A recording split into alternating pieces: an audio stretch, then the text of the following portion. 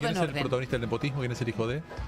No lo vas a decir ahora, ¿no? No. Bueno, Lore, ¿todo tranquilo? ¿Alguna cosa que queramos agregar? Todo tranquilo es una linda manera de decir, pero vamos, pues, tenemos algo que amerite no abrirle el juego y saludar a Felipe Piña. No, más de lo mismo, más de lo mismo. ¿Cómo va, Felipe? ¿Qué tal? ¿Cómo va? Un gusto estar acá. Bien. Un honor. Sí, para nosotros un gran placer. Sobre todo porque esto no te lo dije nunca, lo dije recién al aire, pero a mí de chiquito, siendo un mal estudiante, siempre me interesó la historia. Pero llega un punto en el que me daba la impresión de que era todo muy aburrido, era todo muy lineal, no había matices, y bueno, vos fuiste el culpable de encontrar esos matices. Creo que a mí me pasaba lo mismo, que me aburría mucho en la escuela con la historia, hasta que tuve una muy buena profesora en quinto año, que fue la que hizo el clic, y ahí, a partir de ahí empezó a gustar. Ya me gustaba de chico, pero ahí fue como el gran momento, quinto año del Nacional número 6, Manuel Belgrano.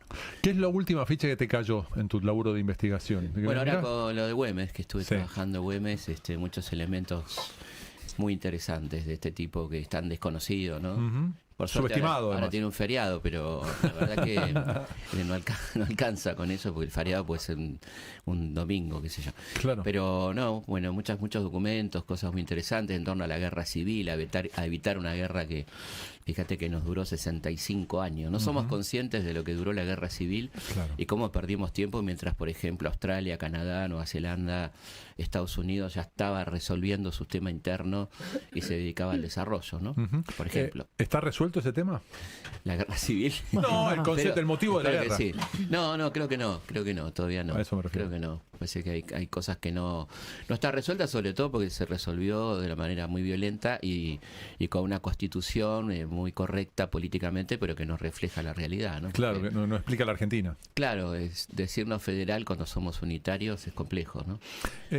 Quiero decir, el modelo elegido es el federal, pero en concreto somos un país muy centralista, ¿no? A propósito de eso, hace un tiempo discutiendo con este tipo de cosas, cuando no, porque ustedes de Buenos Aires, y digo, para empezar, más del 50% de los presidentes de la nación han sido no porteños. No porteños, exactamente. E inclusive ¿quién fue? Fernández, el último de la democracia para acá, el último. Porteño. Del 83 para acá, el único porteño. El único porteño. ¿Y dónde se produce? ¿En qué viaje de carreta o de avión se produce la transición y la transmutación de esta gente, ¿no? Que terminan siendo poder central absoluto, sea riojano, sea cordobés? Bueno, viste que Sarmiento decía, soy porteño en las provincias y provinciano en Buenos Aires, ¿no? Claro.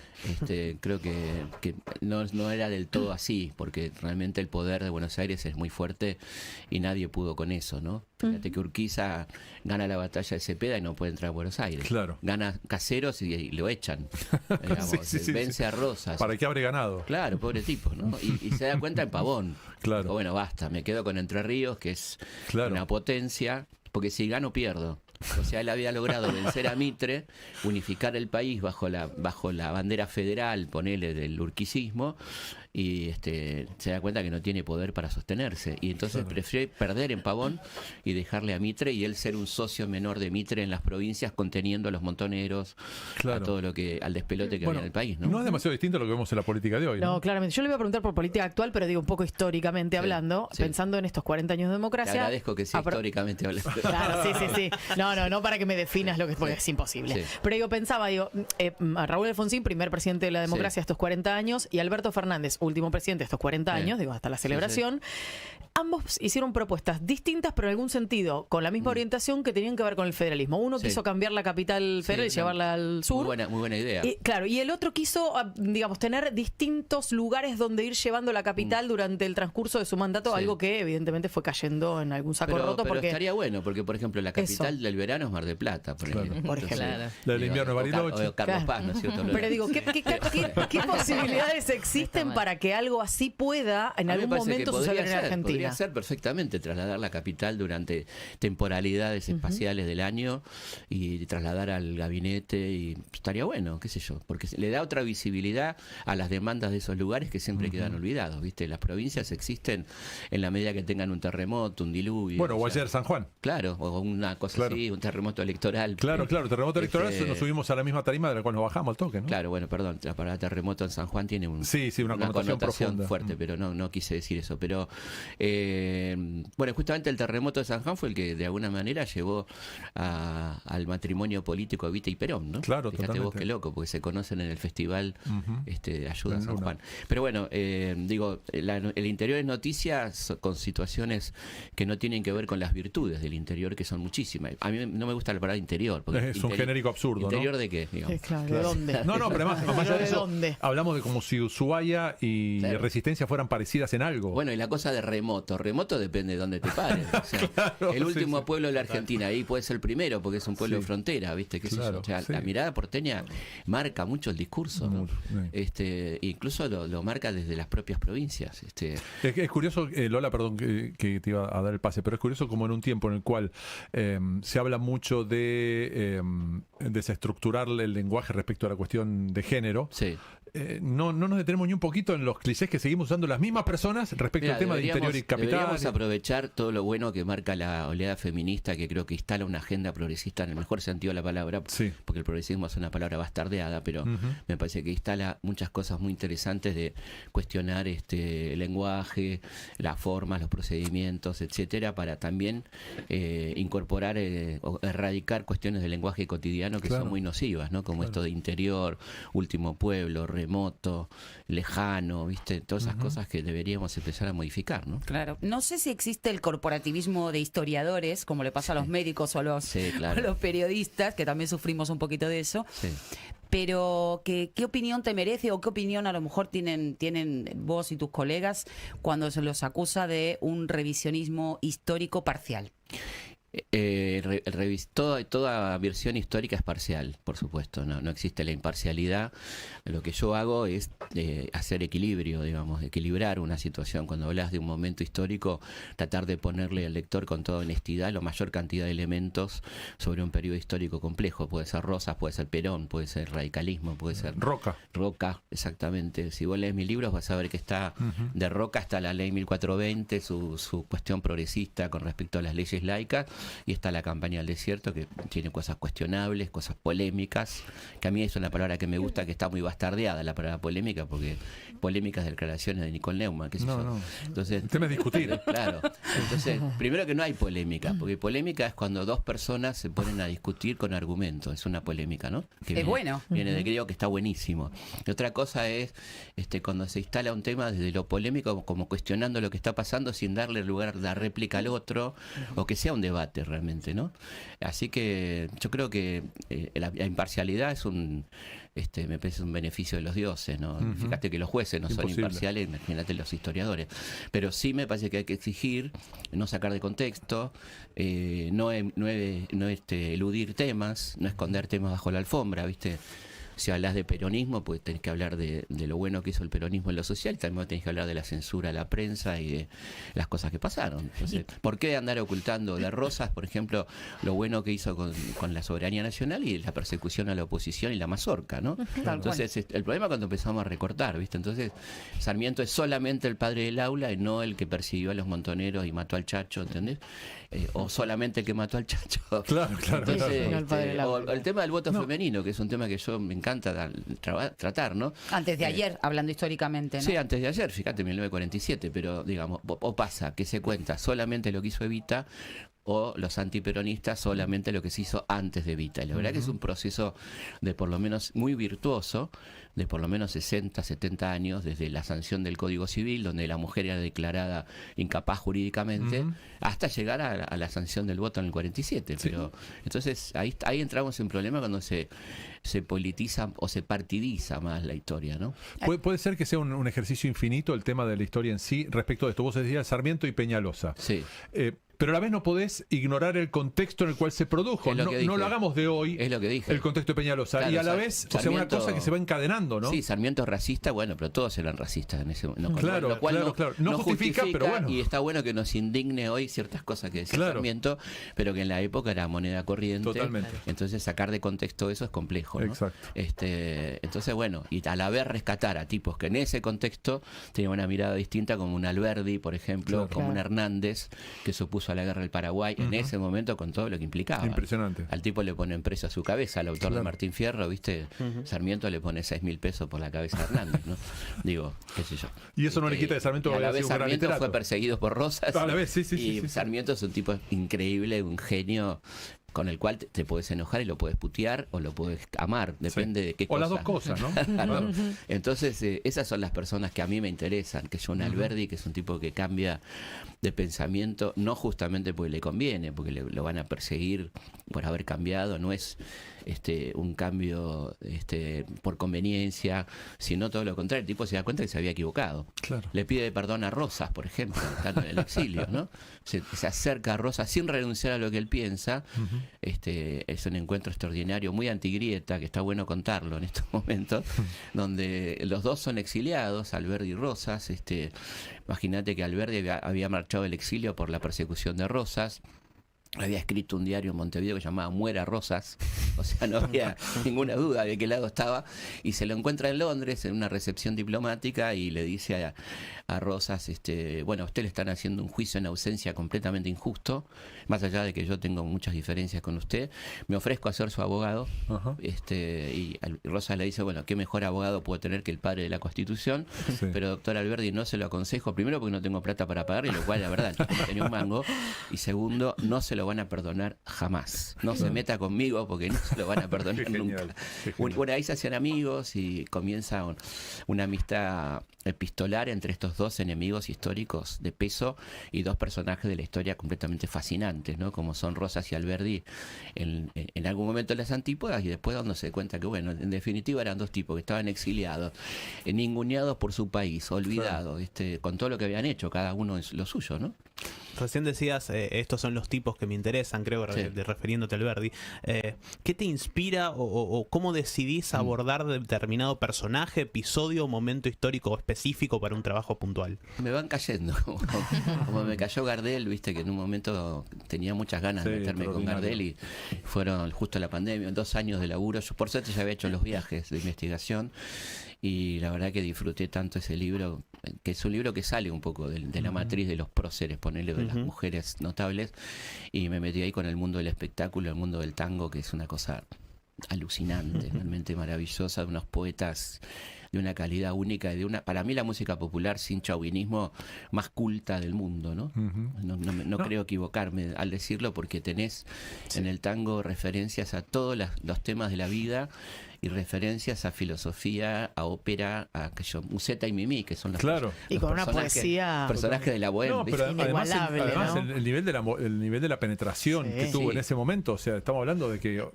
hoy decimos, mira, el Duki va a cantar en o algo así en el Santiago Bernabéu. Sí, bueno, Gardel no dejó uno en el camino. Bueno, el fin de semana tuviste la velada 3. Claro. Organizada por Ibai, casi 4 millones de personas viéndolo por redes, y estaba todo plagado de artistas, eran todos artistas argentinos, el volumen de música urbana. El volumen de Gardel en el año 1923. Gardel hubiera sido un youtuber alucinante.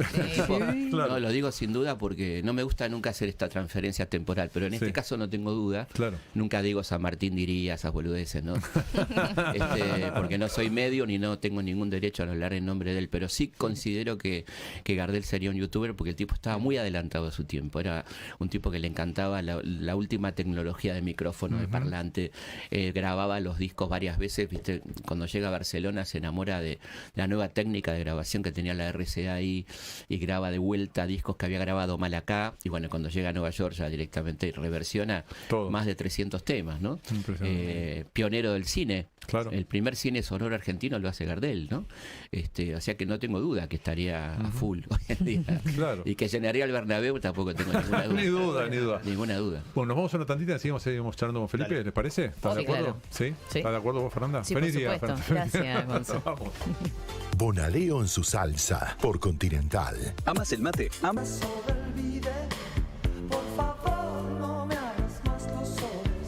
12:26 y me voy a meter en un lío. ¿Por qué?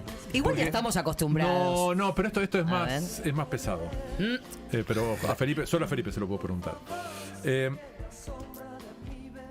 ¿Conflicto bélico con la banda oriental? Sí, ¿Tuvimos? Sí. ¿Y eso qué determinó? Sí, en realidad no fue con la banda oriental, sino fue con Brasil. Sí.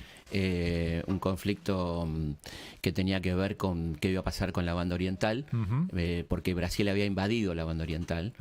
Él llamó la provincia Cisplatina, claro, del Imperio Portugués y luego el Imperio Brasilero.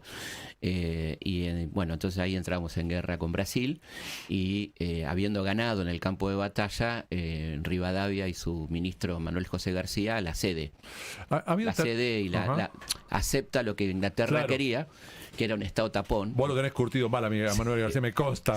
Bueno, es un favorito tuyo. No es mi culpa. No, es culpa de él, claro. Es un vendepatria. Total. Bueno, un tipo aparte que tiene número de agente inglés. Viste que acá la gente tiene la boca muy fácil, agente inglés. Bueno, acá tenés, ¿querés un agente inglés? Acá de verdad.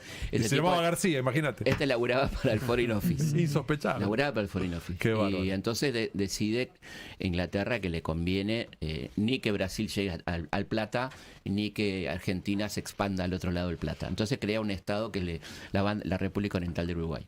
A lo que Artigas se opuso siempre. Okay. Siempre se opuso a la creación de la independencia, sino más bien al contrario, promover la unidad, ¿no? Perfecto. Te lo reformulo. ¿Hay algún territorio argentino que históricamente fue parte de otro país? Sí, el Formosa, que por fue ejemplo, parte del Paraguay. Okay. ¿Y cómo se resolvió? Se obtuvo después de la guerra del Paraguay. Okay. Sí. Ahí llegué a un lugar. Sí. Después tenés todo lo que hoy es Bolivia, que le correspondía según Bolívar, en homenaje a quien se llama Bolivia, claro, ¿no? Que lo recuerda a Rivadavia, entonces ya casi presidente de la nación, que habían acordado con San Martín en Guayaquil que los ex virreinatos iban a conformar los nuevos estados. Perfecto. Que por lo tanto el Alto Perú le correspondía al virreinato de Buenos Aires o del Río de la Plata. Rivadavia nunca le contesta, se desentiende del tema y se crea la República de Bolivia. No tengo duda de que hay una cantidad de factores para considerar que las Malvinas son argentinas. Sí. ¿Y Paraguay podría considerar que Formosa es propia también o no? Podría, pero... Digo, hay una definición que fue bélica. Hay tratados aceptados. No, pero hubo una definición bélica en su origen. Hay una definición bélica, claro, sí, una ocupación de territorio, pero bueno. Hubo tratados ahí de por medio, ¿no? Pero respondiendo a tu pregunta, para no entrar en despelote, como decís vos, es así, sí. Claro. No, eso es una consulta, porque a veces nos cuesta, naturalmente, con todo lo que genera, y con todo lo que le genera desde el vacío político, ¿no? Sí. Agarrar a Malvinas, estamos en un quilombo, agarremos Malvinas para decir algo. Mundial Sub-20 tiene que ser una causa seria, porque tenemos nuestros héroes ahí muertos. Claro. Y siempre diferenciando los héroes de los cobardes que mandaron a matar a esos pibes, ¿no? Que fueron miserables y que además estaban peleados entre ellos. Porque cada vez tenemos más documentación de Malvinas, se van abriendo los archivos de la CIA y del Departamento de Estado, donde te das cuenta que estos tipos no se hablaban entre ellos, ¿no? Claro. Anaya, Lamidoso y Galtieri, y los pibes poniendo el pecho ahí, ¿no? Una locura. Yo estuve en Malvinas, es una experiencia muy conmovedora, tremendo, ¿no? Muy potente. Aparte es la Patagonia, o sea, no jodan, ¿no? Que es lo mismo. O sea, aparte está nuestra plataforma continental, forma parte de la Patagonia geológicamente. Claro. Y además tenemos antecedentes de, por ejemplo, 20 gobernadores españoles, la continuidad histórica de los territorios hispánicos que pasan a los territorios americanos, la firma de un tratado entre Inglaterra y España donde reconoce la soberanía española. O sea, nos sobran pergaminos, ¿no? No es que es un capricho. ¿Y vos crees que algún día se va a resolver eso? Digamos, porque hoy no está Thatcher, claramente. No, muy difícil. Tampoco hay un gobierno que necesita. Vos cuando llegás a Malvinas desembarcás en la base de Mont-Plaisant, que es una base no de los ingleses, sino de la OTAN. Gigantesca, tremenda. Impresionante. Que decir, ¿qué vamos a hacer? ¿Qué podemos hacer con esto? Y entonces te llevan los tipos ahí vas con un ómnibus y atravesás toda la base. Ves todos los aviones, todos los fierros. Y la base tiene más habitantes que Puerto Argentino. Qué bárbaro. Sí, tiene 200 habitantes más y está todo ahí. Bueno, después está el pueblo, ¿no? Impresionante. Que es un pueblito inglés. Sí, típico. Sí. Bueno, seguimos con Felipe Piña después de las noticias. Hoy tenemos música. Bien. Música bien cipaya. Bueno. Pero para vos medio festiva, simpática y que tiene un final. ¿Me puedo subir al parlante? En algún momento seguro. Bueno, listo. Pero con un agregado que es un bonus que nos va a retrotraer a la pandemia. Te dejo así la incertidumbre. Dale. Vámonos. Hola, Gastón, ¿cómo estás? ¡Feliz día! ¿Qué tal? Gracias, muchas gracias. Fer, feliz día. Gracias, Gonzalo. Dale. Feliz día, Gastón.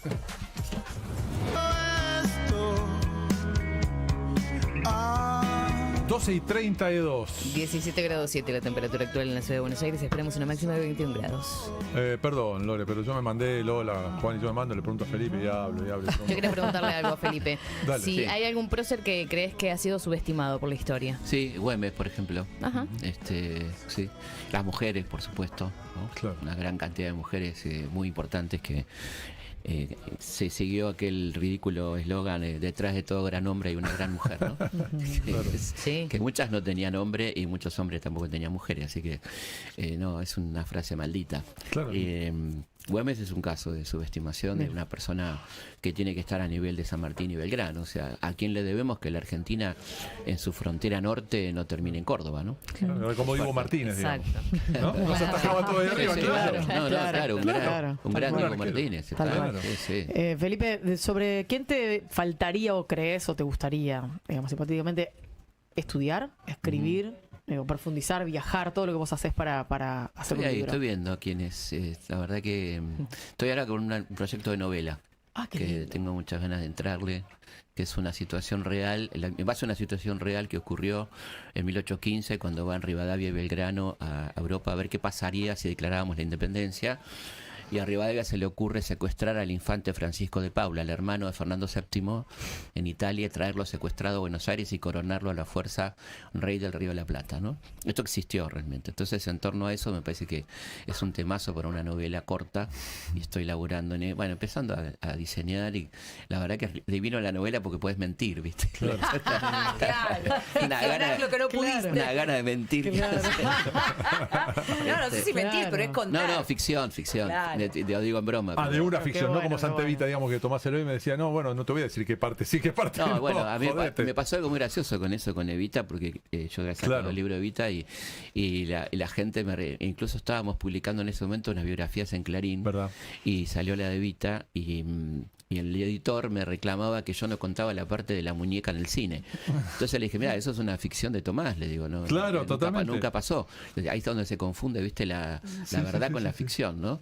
Que un poco en la serie también está muy sesgada la cuestión de la psicopatía de Arandía y los secuestradores, y no un poco más el contexto de por qué la secuestran y por todo ese rollo increíble, ¿no? Pasa mucho eso, que la gente te viene a reclamar cosas que están en una novela histórica y que no pasaron. Pasa con la novela sobre Urquiza, la novela sobre Belgrano, la homosexualidad, supuesta homosexualidad de Belgrano, que no fue Claro. tal. Que si la hubiera sido no pasa nada, pero Tampoco. no la fue. El onanismo de San Martín. El onanismo es la drogadicción de San Martín. Claro, también. San Martín drogadicto, bueno, todas esas cosas Está que, muy son, bien. que son ficción y que, bueno, que Y muy profundas, además, muy tiene, necesarias. tiene derecho, el autor de ficción tiene derecho a hacer lo que quiera. Claro. La novela de Perón misma, que es una obra extraordinaria, ¿no? Extraordinaria. Y bueno, él tiene un sustento, que es un montón de entrevistas con Perón, que son fantásticas, y donde lo ponen aprieto a Perón muchas veces, muy como el libro de Luna, ¿no? Claro. El 45. Pero bueno, el libro de Luna es un libro histórico y el de Tomás es una novela. Totalmente. Se llama la novela de Perón. Claro. ¿no? Por ¿Qué te ejemplo. pasa cuando le escuchás a algunos políticos actuales reivindicar de repente el Día de la Raza, la invasión española y ese tipo de cosas? Me pasa que le faltan argumentos, pues si los tipos tuvieran argumentos más o menos serios para decir lo que dicen, por ejemplo lo que hace Vox en España, que no te da ningún contraargumento, sino que supone que todo es una leyenda negra y que no fue así, y que fue una propaganda inglesa y todas esas boludeces, pero no hay, bueno, acá nos sobran documentos para decir que fue un genocidio, sin ninguna duda, ¿no? No estamos hablando por hablar, ni tenemos nada contra España. Yo siempre digo, estaría buenísimo reemplazar el Día de la Raza por el Día de la Cultura Española, que tanto nos dio y nos sigue dando, ¿no? Es decir, si compará a Cortés con Cervantes o con Quevedo. Claro, o con Serrat. O sea, es goleada, ¿viste? Claro, Con Serrat, con claro. Miguel Hernández, con Machado, con tanta gente maravillosa de la cultura española, contra que por supuesto no tenemos más que admiración. Claro. Y que nuestra lengua y que nos une es el continente más extenso del mundo que habla el mismo idioma, ¿entendés? No tiene nada que ver. O sea, eso no tiene nada que ver con lo que pasó en la conquista, que fue tremendo, ¿no? Que no fue peor que la conquista inglesa de la India o de los territorios africanos. Sí, ¿no? o Francia en África. Claro, que también es cierto que hubo un intento de leyenda negra en el sentido que los ingleses y los holandeses particularmente exageraron algunas cosas. Igual tenían un sustento, te digo, importante, ¿no? Sí, o sea, Pero bueno, exagerar. era propaganda intercolonial de tipos que estaban destrozando el Claro. mundo y se acusaban unos a los otros por cuestiones de intereses, ¿no? Hay como... Pero siempre es bueno, viste, realmente tener elementos y documentos para hablar de un tema tan fuerte. Bueno, la polémica de la que hablabas vos, que es algo que tenemos perimido, digamos, no hay discusión. Dice, mira, fue la leyenda negra y tengo esto y esto. Bueno, está bien, pero me ayudás a mí también. La verdad que es pura propaganda, ¿no? Claro. Porque en definitiva lo que quiere Vox es luchar contra la inmigración. Entonces usa la conquista como algo teleológico, ¿no? Viste, del tiempo, ¿no? Hay algo que se dice muy seguido vinculado a que es más difícil por lo que despierta investigar historia más reciente que más antigua. ¿Están así? No, es mucho más fácil porque tenés una cantidad de documentos y elementos que no tenías en las historias remotas. Ahora tenés material audiovisual, material fílmico, audio, podcast, lo que quieras. El tema que te implica un compromiso mayor probablemente, opinar sobre hechos más recientes, ¿no? Pero la verdad que, por ejemplo, lo que está pasando en el mundo, las grandes universidades que tienen historia, Departamento de Historia, Columbia, además, es las cátedras de historia inmediata. Las llaman ellos, ¿no? Bien. Que donde, por ejemplo, hablan de la guerra de Ucrania. Ahora, ¿qué hacen? La ponen ¿cuál es la tarea del historiador? Poner en contexto, ¿no? ¿Cuál es la historia de Ucrania, la historia de Rusia? ¿Por qué esa zona es tan clave para la estrategia mundial? Bueno, eso puede aportar la historia, eso, sin meterse en los hechos cotidianos, porque eso sí es difícil de historiar, ¿no? Claro, pero igualmente lo pienso en función de la dictadura, de la última dictadura, que la hemos vivido los dos desde nuestro lugar, de adolescente o lo que fuere. Está buenísimo nutrirse, pero a la vez es necesario e imposible desprenderse de lo que uno le tocó vivir en la cotidianidad. Por supuesto, ¿cómo no? Claro. Sí, a la vez ser equilibrado en torno a qué contás, cómo lo contás. Nunca omitir el 74-75, que es la previa, porque si no es como que aterrizaron los militares desde un plato volador en un país que eran todos buenitos y no pasaba nada. Y deslegitimados, cosa que no era cierto. No, para nada, estaban muy legitimados, tristemente legitimados. Una iglesia que tuvo dos caras muy distintas, porque no es la iglesia, porque hubo mártires de la iglesia, es decir, la iglesia fue completamente colaboradora. Bueno, una cosa es la jerarquía, después tenés Angelelli, Ponce de León, las monjas francesas, Padre Mujica, qué sé yo. Son dos iglesias, ¿no? Inclusive, padre, si hubiera sido por la visión sesgada, el Padre Mujica nunca hubiera ni existido ni muerto. Tal cual. Nadie lo hubiera matado a Carlos. Y además, ellos también tienen sus internas políticas. Un claro, franciscano no es lo mismo que un jesuita. Eso es un caso que me resulta sensible por... Eso es fascinante. Bueno, acaba de salir una colección que la recomiendo, que es extraordinaria, de historia de la iglesia argentina, La otra mirada, creo que se llama. Son 3 tomos monumentales que se hizo por gente de la iglesia, de la Universidad Católica, pero con una mirada muy crítica, particularmente lo que pasó en los 60 y la dictadura, gracias a que Francisco abrió los archivos del Vaticano, o sea que tiene un material que nunca se vio, donde es muy interesante porque hay cosas que te sorprenden a favor y cosas que te sorprenden en contra, ¿no? Algunos documentos que uno había olvidado que la iglesia emitió efectivamente, por ejemplo en el 77, criticando los secuestros y las desapariciones, y por otro lado el colaboracionismo muy fuerte de algunos obispos jerárquicos, ¿no? Inclusive cuando hablabas hace un rato de esto, de lo que decías de Sarmiento, Chacho Peñalosa, poner en contexto las cosas, cuando hablamos de la legitimación, que suena una aberración decir que estaba legitimada esa dictadura, pero veníamos después de Ilia, desorden tiene que venir los milicos, después de desorden, inclusive entre ellos mismos, desorden con Livingston tiene que venir la NUCE, o sea, era esa cosa, ¿no? Desquicio económico, la guerrilla operando a full. Totalmente. Quizás queriendo provocar un golpe para, como decían ellos en su discurso, legitimar al enemigo, ¿no? Era difícil pelear contra Isabel, que se llamaba Perón, digamos. Entonces, es una locura que es muy importante poner en contexto para entender lo que vino después. Cuando digo entender, no quiere decir justificar. Porque el nazismo es perfectamente entendible, ¿no? Lo que está a años luz de la justificación. Entonces, que yo ves Babylon Berlin, por ejemplo, es una serie extraordinaria que te explica perfectamente el origen del nazismo. No, se la recomiendo, creo que está en Flow, en varios lados. Es una serie maravillosa que tangencialmente te va mostrando cómo llegó Alemania a que Hitler llegue al poder. Claro, no tenemos que asustarnos por lo que nos pasó en un determinado momento, o sea, pasó simplemente a aprender, ¿no? No negarlo. Una cortita referida a lo, digo, el 9 de julio está acá, a la vuelta de la esquina, y últimamente en Argentina estamos como medio corridos de esas realidades que tienen que ver con las celebraciones de fechas muy importantes, estamos con el fin de semana largo, el turismo y demás. ¿Qué podríamos decir brevemente sobre este 9 de julio y cuál es la importancia que tenemos que darle realmente? Bueno, el 9 de julio fue un hecho de audacia porque la verdad que estábamos a contramano del mundo porque había caído Napoleón, habían vuelto todos los reyes, Fernando ya había vuelto en el 14, había un clima reaccionario de restauración monárquica en el mundo. El único lugar, foco de resistencia a España era esta parte del territorio. Había caído Bolívar, estaba en el exilio, cayó México y toda la esperanza estaba puesta en el Río de la Plata, en lo que estaba haciendo Güemes en el norte y lo que estaba preparando San Martín en Mendoza, ¿no? Fíjate que eso es muy importante y en ese sentido San Martín impulsa la declaración de independencia porque quería cruzar a Chile como el general de un país independiente y necesitaba cruzar en verano, no había otro momento, y entonces tenía que terminar de preparar el ejército, que ya lo tenía preparado porque era un tipo obsesivo en el buen sentido. Entonces yo creo que es un hecho muy importante la declaración de independencia y realmente es un hecho que convoca más al interior que la Revolución de Mayo, que suena más porteña, ¿viste? Claro. Como un hecho más municipal, digamos, ¿no? En cambio el 9 de julio es realmente una fecha nacional porque de alguna manera prácticamente todo el país participó de esa gesta de Tucumán, ¿no? Que es gracioso la casita de Tucumán, porque si vas a Tucumán te dice, bueno, acá son todas las casitas de Tucumán. Es la casa histórica. Claro. La casa histórica. Seguramente es impropio lo que te voy a preguntar, pero estoy en esos días. ¿Podés imaginarte en la historia quién pudo haber sido Alberto Fernández? O sea, en el siglo XIX, ¿hubo una persona, o en el principio del siglo XX, sí, o un Macri? Me cuesta. Macri más vinculado a las tradiciones conservadoras, neoliberales, sí, más fácil. No sé, más cerca de Marcelo T. de Alvear. Sí, lo que pasa es que, bueno, Marcelo tuvo la suerte que le tocó una época maravillosa. Claro, de la Argentina. A este le tocaron toda la desgracia, ¿no? Pero a Marcelo le tocó quizá el mejor momento de la Argentina. Te lo pregunto porque hay una tentación en general en la clase política. Como no podemos hablar mucho del presente, nos aferramos a mí me hubiera gustado Belgrano, a mí me hubiera gustado San Martín, a mí me encantó Sarmiento, ¿no? Esta cosa tan... Sí, y después lo honrarías, como lo pasa a los periodistas nosotros, los especialistas en deporte, no, pues Panseri, vos lo honrás a Panseri. Pero es más fácil, porque la verdad que asociar un personaje histórico con otros contextos es más complejo. Sí.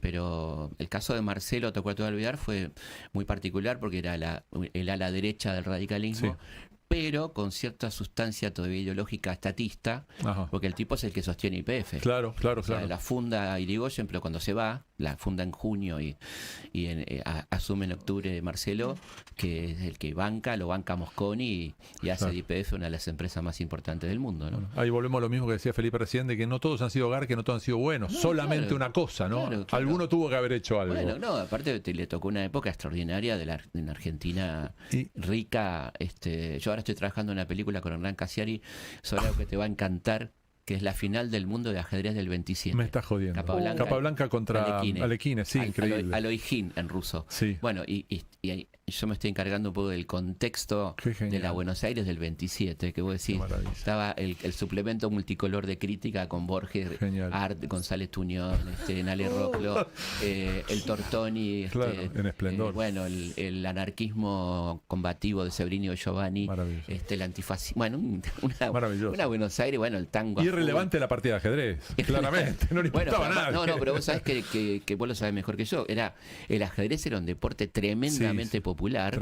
Y Capablanca viene ganador imbatible y acá va a desbarrancar y pierde. Exacto, pero además vas al 20, vas a los 70 y es lo mismo. El 70 en el Centro Cultural San Martín contra el que Petrosyan Spassky, si no me equivoco. Bueno, y había transmisiones de televisión con el tablero gigante haciendo la jugada. ¿De qué me estás hablando? Imagínate ir al teatro. Y gente gritando en el teatro, aplaudiendo. Bueno, gente en la calle. Claro. Tuvieron que poner un tablero en la calle porque la sala desbordó. Bueno, acá pasó lo mismo. Era una locura. Llegó Capablanca, que era el ídolo de la gente y el odiado por los medios. Claro. Los medios conservadores que decían el cubano sensual. Pero está bien, pero no hablaban de un reggaetonero, hablaban de un ajedrecista, ¿me entendés? Ajedrecista imbatible. Extraordinario. Imbatible. Y el otro era un genio que jugaba a ciegas, que quiere decir que dictaba en 50 tableros a la vez, de memoria, dictaba las partidas. Terrible. Y le ganaba, hizo una partida de 300 personas en Nueva York. Por ejemplo, a ciegas, ¿no? Sí. Un genio.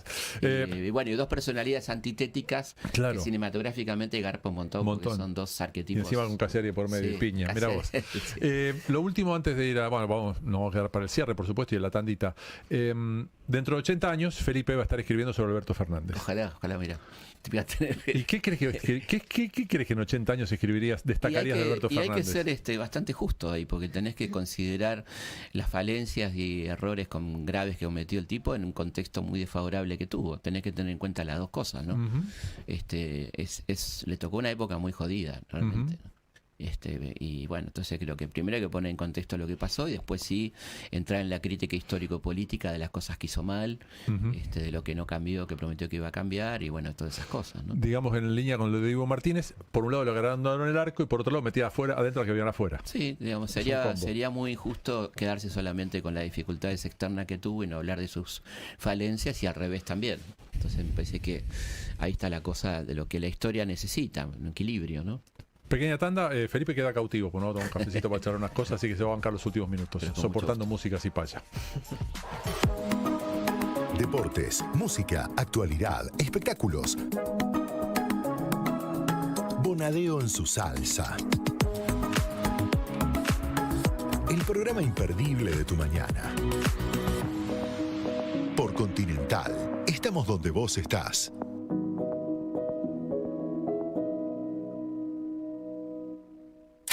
Amada es mi yerba preferida. Los que aman el mate aman a Amanda. ¿Estás pensando en viajar? En centraldepasajes.com podés comparar los precios de todas las empresas de micro y comprar con los mejores descuentos. No pierdas tiempo yendo a la terminal. Compra online y paga en cuotas o en efectivo en centraldepasajes.com. Super fin de semana Coto. Hasta el lunes tenés 80% de descuento en la segunda, llevando 2 iguales en marcas seleccionadas de galletitas y cereales, Café Dolca, cacao en polvo Nesquik, yerba mate La Tranquera, Pantene y en pañales para bebé. 2x1 en jugos en polvo y 3x2 en vinos finos, espumantes y champañas que podés comprar.